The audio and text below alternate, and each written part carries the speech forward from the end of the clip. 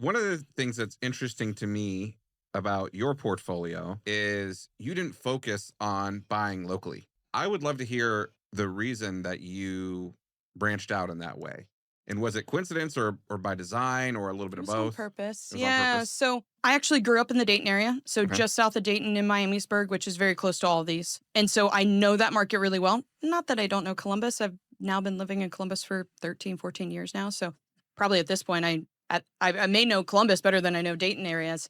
But I would say it was price to get into a deal that enticed me. Yeah, Because I think too often the cash to get in a transaction just can be so hefty up it here can. in Columbus, which is fine.